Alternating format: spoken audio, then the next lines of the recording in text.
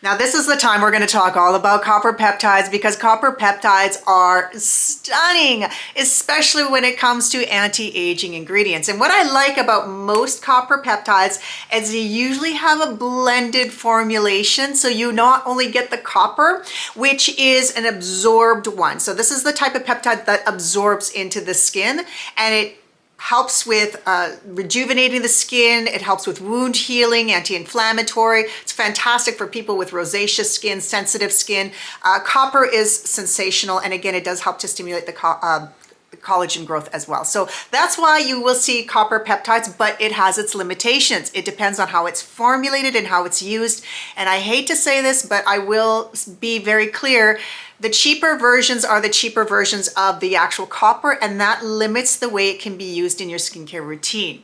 So when you're looking at certain products, because of the way it's being formulated, the cheaper versions unfortunately limit how you add your vitamin C's to it, or if you can use it with retinoids. So depending on which version you choose, please make sure that you read and you ask the questions at the website.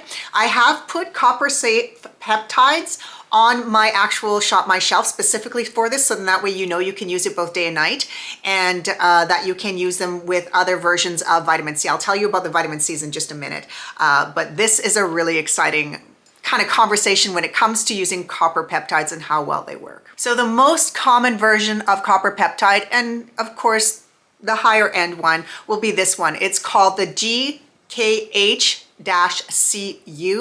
and it is very well researched. It works exceptionally well, and it does help, like I said before, stimulate collagen and elastin production. Very good at anti-inflammatory and wound healing. So this one is kind of the gold standard within the industry. If you're looking at copper peptides to help stimulate hair growth, this is going to be coming up a lot within the industry. So this is the copper that you're looking for. It's AHK/CU,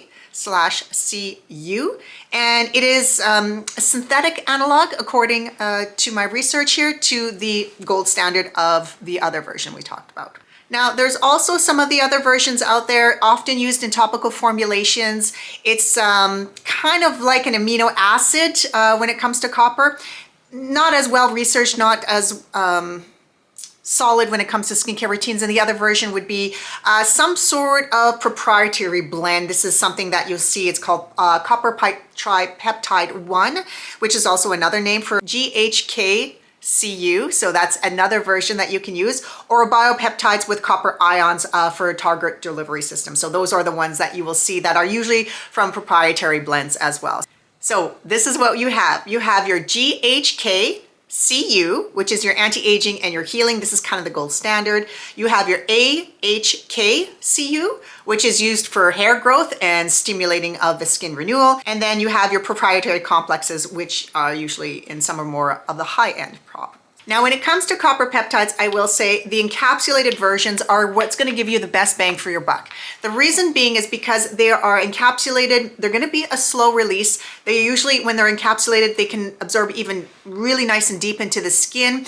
And most encapsulations are stable enough to use with most vitamin C's, most retinoids, that kind of idea. Again, it depends on the brand, so you will always have to double check with the brand. But when you are using any form of vitamin C, you want to use a THD form of vitamin C, so that's tetrahydrodecyl ascorbic acid, with any form of copper peptide or copper peptide that has been encapsulated. The only exception to this rule with that vitamin C, where you can use an ascorbic or L-ascorbic form of vitamin C, would be the one from Maylove, their peptide squad. This one specifically has their copper bound. I spoke to the actual formulator herself, and she was very clear. They bound their copper peptide, so it's not going to oxidize. It's not going to cause any type of breakdown of the product. And what I like about this one specifically is it has not only your copper peptides, but it has your matrixyl, it has your agirreline, it has your niacinamide, and it has your rice peptides, which help to prevent the breakdown of collagen. So this is why this is one of my absolute favorites, because you have so many different things that you can use with it, and it can be used with all forms of vitamin C. The other versions that you might want to look for are, of course, Medic 8. They have a solid copper peptide liquid peptides. Again, this one is best when used any form of THD form of vitamin C. I would not use this with L-ascorbic or ascorbic just because of the pH balance of L-ascorbic or ascorbic. So that is a lower pH. This does not do well if it is in a low pH. So that's why we don't do that one. And of course, there's always the multipeptides from Allies of Skin, which is also an excellent one. So you can use those options for a THD form of vitamin C, but I would not pair them with an L-ascorbic or ascorbic. So when we're talking about an encapsulated form of vitamin C, we're looking for better protection from oxidization and degradation. We're looking at skin penetration because again, when it's encapsulated, it can go quite deep, and that really helps with the skin rejuvenation, which is what we really want. It's more consistent and long lasting. And of course, the only downside to using an encapsulated formulation, of course, is going to be the expense. It's not a cheap version. But again, when it comes to using a good form of copper peptides, this is where you do want to spend some good money. This is where I would make sure you're staying somewhere around this $60, $80 mark. Again, this one from multipeptides from Allies of Skin is a little bit more complex because it does have what we are going to go into next, which is oligopeptides, which is ones that help with growth factors. So this would be just a little step up to the next level of skincare. But again, there you have it on copper peptides.